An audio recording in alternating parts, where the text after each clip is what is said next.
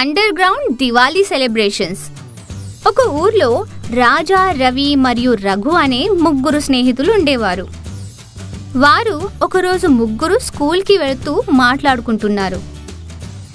రేయ్, ఎల్లుండి దీపావళి కదా, ఏం చేద్దాం? నేనైతే ఫుల్ ప్రిపేర్లో ఉన్నానురా. మా నాన్న నిన్ననే కొత్త బట్టలు కూడా తెచ్చిచ్చాడు.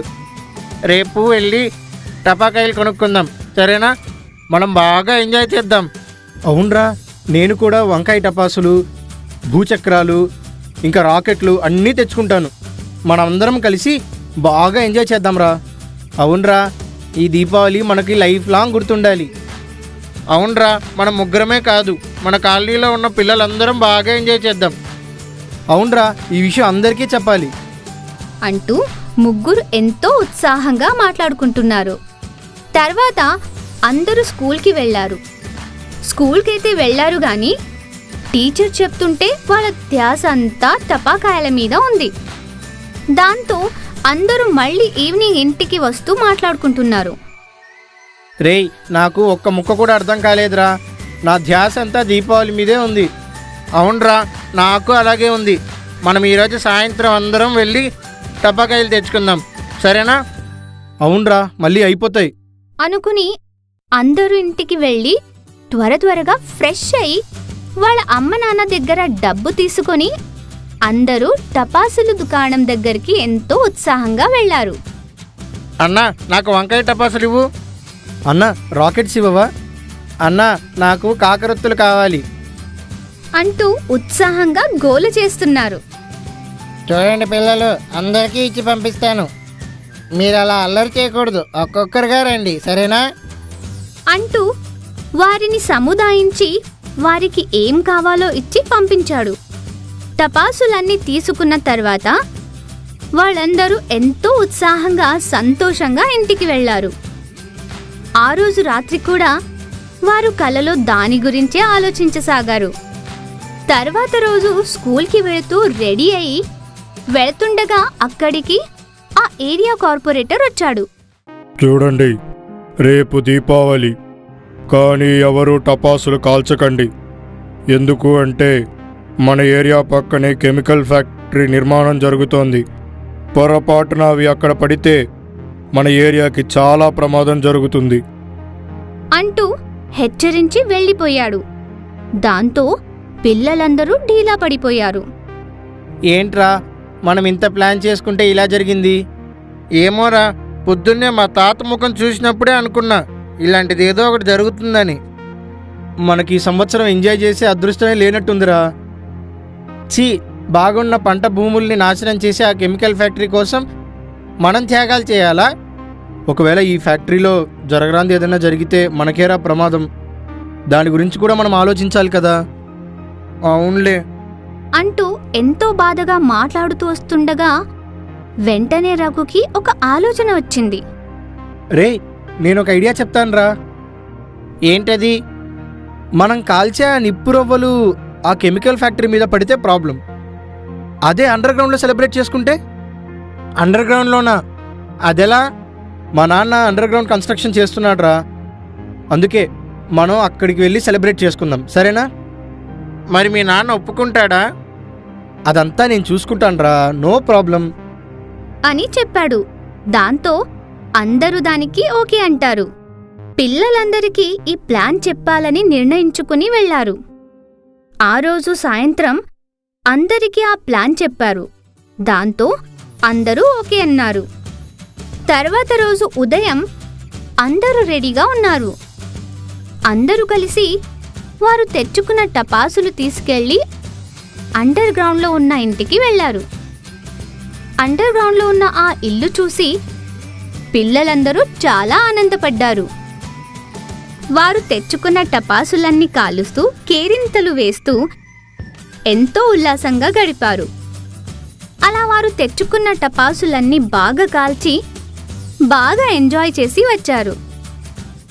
తర్వాత రోజు రఘు వాళ్ళ నాన్న అండర్ గ్రౌండ్లో ఉన్న కన్స్ట్రక్షన్ దగ్గరికి వెళ్ళి చూడగా వాళ్ళు కాల్చి పాడేసిన టపాసులన్నీ చూశాడు. దాంతో విషయం మొత్తం అర్థం చేసుకున్నాడు. దాంతో రఘు మరియు ఫ్రెండ్స్ దగ్గరికి వెళ్ళాడు. రఘు, మీరు నిన్న అండర్ గ్రౌండ్లో ఉన్న ఆ ఇంట్లో దీపావళి సెలబ్రేషన్స్ చేసుకున్నారు కదూ? దాంతో రఘు భయపడుతూ, అవునన్నా, కొట్టదు నాన్న, ఇంకెప్పుడు చెయ్యను అలాగా అని ఏడ్చాడు. దాంతో నాన్న రఘుని దగ్గరికి తీసుకొని, చూడండి, నేను మిమ్మల్ని కొట్టడానికి రాలేదు. ఎంజాయ్ చేశారు, బాగానే ఉంది. కానీ అక్కడ మీకేదైనా ప్రమాదం జరిగి ఉంటే ఏంటి పరిస్థితి? అదీ కాక మీరక్కడి నుంచి రాలేకపోయి ఉంటే ఎంత ఘోరం జరిగేది. అందుకే ఇంకెప్పుడు నాకు చెప్పకుండా అండర్ గ్రౌండ్లో ఉన్న ఇంటికి వెళ్ళొద్దు.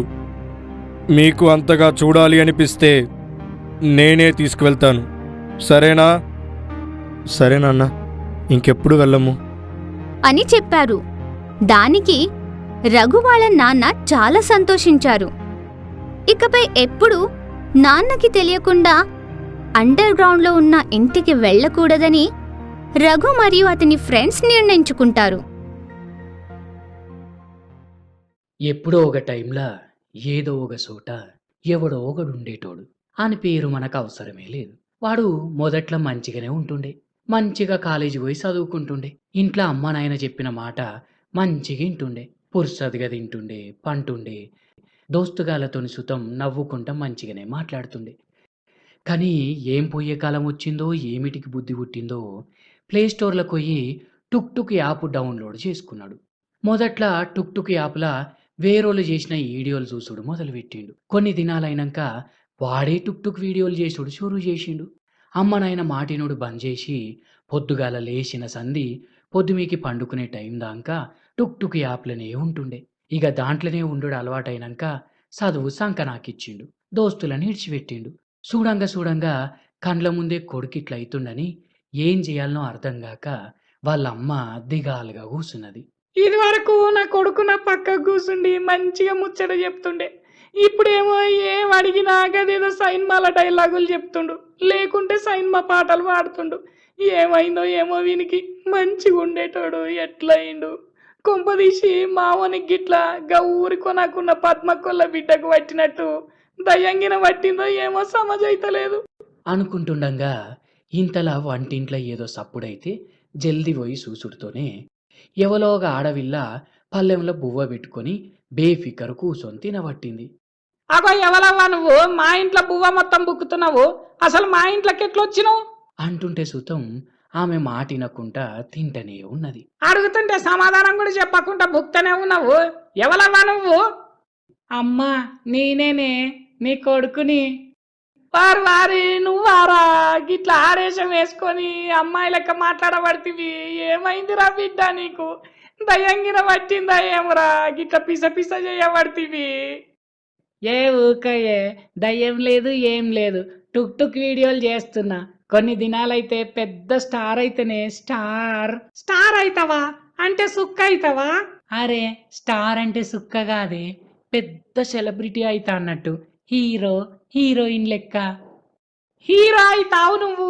ఈ అవ్వ మంచిగా చదువుకొని బాగుపడరా బిడ్డ అని మీ నాయన పొద్దంతా కష్టపడుతుంటే నువ్వు ఈ లంగ వేషాలన్నీ వేస్తావారా అని కొడుతుంటే వాడు ఎట్లనో అట్లా అమ్మని ఇడిపించుకొని కమ్రాలకు పోయి గట్టిగా దర్వాజా బందు పెట్టుకున్నాడు.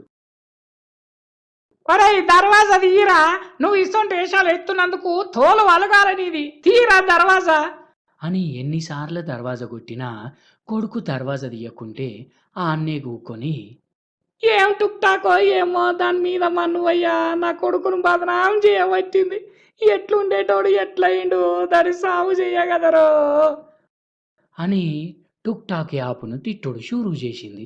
కొన్ని గంటలైనాక కొడుకు కమరాలకించి సైన్మా పాటలు వినబడు షాలైంది.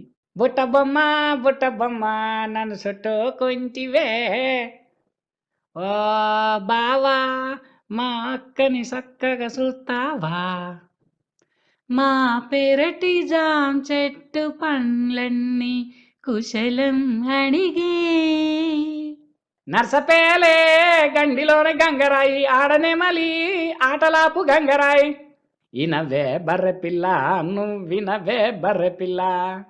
ఇక రోజు గిదే లొల్లింట్ల వాళ్ళ అయ్యవ్వకు ఇక వాడు మారడని తెలిసొచ్చి వాడిని మొత్తానికి ఇడిచేసారు. కొన్ని నెలలైనాక సకోటా దేశం మన దేశం జవాన్లను చంపుడుతోటి మన సర్కారు గా దేశం యాపులన్నీ బంద్ చేసింది. గీ టుక్ టాక్ యాప్ సుతం సకోటా దేశపోళ్ళదే. మరి అన్ని బంద్ చేసి దాన్ని ఎందుకు ఇడిచిపెడతారు మనోళ్ళు? దాన్ని కూడా బంద్ చేసారు. ఇక కొడుకు కమరాలకించి బయటకొచ్చి అమ్మను పట్టుకొని ఏదో పానం పోయినట్టే ఏడుసుడు షురువు చేసిండు. ఏమైంది బిడ్డ? ఎందుకు అట్లా ఏడవబట్టినవ్వు? ఎవరన్నా ఏమన్నా అన్నారా? టుక్ టుక్ యాప్ని మన సర్కార్ వాళ్ళు బంద్ చేసిండ్రే. ఈ మాటినంగానే ఆ తల్లికి మస్తు ఖుషి అనిపించింది గాని కొడుకుతోటి ఊకో బిడ్డ ఊకో. అని ఊకుండా పెట్టింది. వాడు మస్తు సేపు ఏడ్చి పండుకున్నాడు. ఇక లేచినాక టుక్ టుక్ యాపు లేక మునుపు ఎట్లుండెనో అట్లనే ఉండు షురువు చేసిండు. మళ్ళా మంచిగా అమ్మ మాట వినుకుంటా చదువుకుంటా దోస్తులతోటి ముచ్చట్లు పెట్టుకుంటా మంచిగా అయిపోయింది. కొడుకు మంచిగా అయినందుకు అమ్మ కూడా కొడుక్కి ఇష్టమైన వంటలన్నీ చేసి తినబెట్టుడు షురువు చేసింది. అందుకే టుక్ టాక్ వద్దు, అమ్మ నాయన ప్రేమే ముద్దు. ఏమంటారు?